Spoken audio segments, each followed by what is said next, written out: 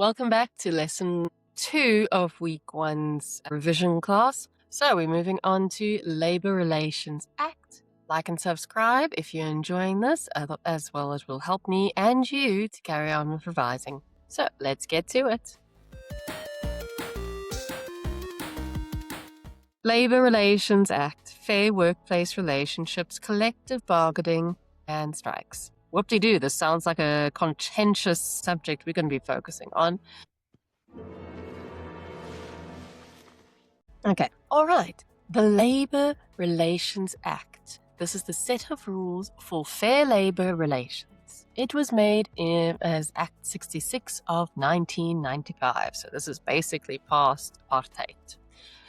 When all of us became free. So this regulates the relationship between employers and employees, protects against unfair labor practices, and provides procedures for resolving said workplace disputes. So again, like I said, this is a very dramatic chapter. You guys need to remember this, as this is not just for theory, but also for you to remember when you are in the workplace. So this is actually beneficial, not just for your studies, but for yourself. So the LRA creates channels for fair negotiation. Negotiation basically means a collection of bargaining that allows employers and employees to negotiate workplace matters. This can happen basically any time, really. Trade unions and employers' organizations represent their members. So you need a representative usually for this. This is where the unions kick in. We're all so proud that you managed to kill off our friends and brothers. You're just so cool. This is totally not sarcasm. And then after all the dispute, there's a settlement. Money, this money, that profit will make me wallet fat. The CCMA and labour courts provide formal routes for any disputes that still need to be resolved. There are different structures performed in different jobs. So we've got the trade union, who represents and protects employees. Majority of businesses usually have a trade union, but not always. So you may have to be just aware of your own rights for these, when you get any issues in the business that you are working for. There's also a workplace forum, which encourages employee participation.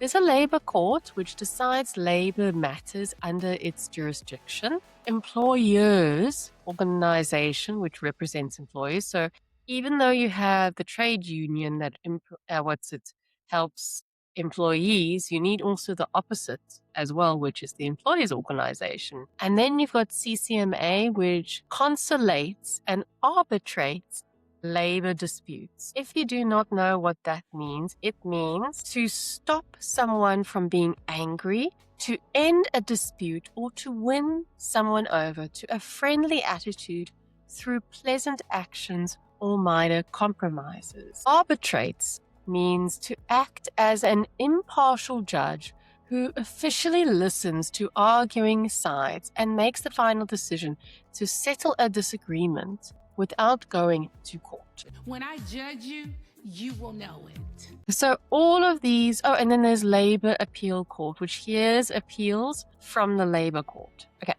so you now have a basic idea of the different jobs that are involved in the LF. Let's move on. Collective bargaining strengthens the group voice. Employees usually are represented by a trade union and negotiate as a group, versus an employer negotiates wages, working hours, leave, and working conditions. In the end, the main aim is to reach an agreement. A protected strike follows the legal process. So just so you know, strikes are not all legal. This must be a legal strike in warning your business that you are going to be striking.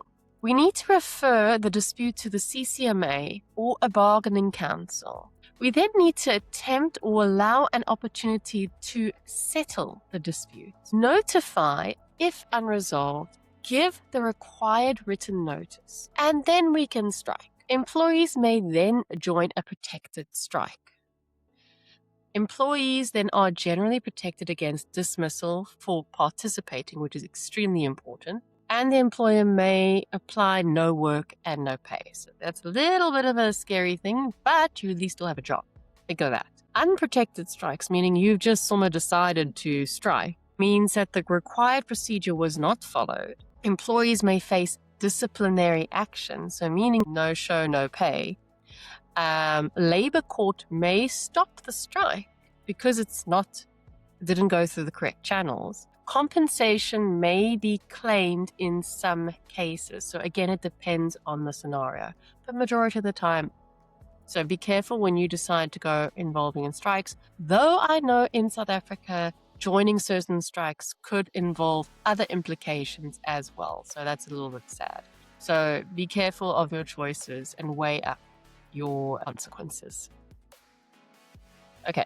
Employees have rights and must use fair procedures. So when you're going to be involved in, you think that your rights are being violated, you need to make sure that you are treated fairly, participate in lawful union activities, participate in protected strikes, join a union or a form of a trade union. You need to elect a trade union representatives. Just out of interest, sometimes there's more than one option available. So for example, if you're a teacher, we have 2 options of unions to join. And again, there are pros and cons to joining them, but that is why you have to read up and know who the best route is for you. And then you must use fair grievance and disciplinary procedures, meaning use the law so it benefits you. Dismissal generally requires a fair reason and a fair procedure. So meaning if you are going to be dismissed, there is a process for you to get dismissed. Employers also, though, have rights as well, and this also has to be used fairly.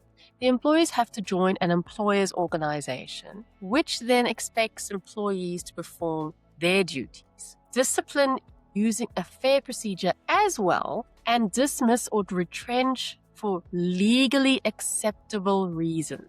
So they cannot say since you were sick one day and you said you were sick, they can't just fire you. Okay, that is what they mean about this. But you can obviously know your rights, saying it's a Monday, I am sick, so therefore I need to get my sick note. But let's say, for example, you only got sick on a Tuesday or Wednesday. Usually the process is you don't need to provide a sick note. It's only for when it's a Monday or a Friday or a day after a public holiday. That is where you have to be worried about getting a sick note. You cannot do that on those times, only in the middle of the week. Don't also abuse this option. You only have so many days of sick leave.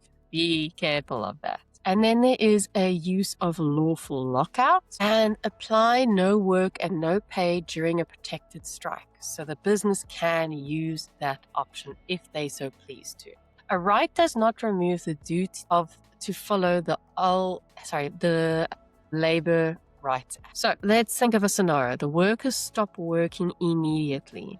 A factory wage dispute. Employees demand higher wages. They immediately stop working without referring the dispute to a CCMA or have given a written grievance. Think about it. Is this a protected strike or an unprotected strike? Which steps were missed? What may the employer do and may not do? This is such a vital and a common issue that happens around the world, not just in South. So, 5 things you need to remember. The LRA promotes fair labor relations. Trade unions represent employees versus company organizations will help protect the organizers. The CCMA helps resolve labor disputes, and protected strikes follow legal requirements. Employers may use a lawful lockout. I think I didn't explain what a lawful lockout is. This basically occurs when an employer shuts workers out of the workplace to force them to accept changes to wages or work rules. Open the door! Hey, don't. Sir, she's sorry. She doesn't mean that. Just if you can open the door for 1 minute.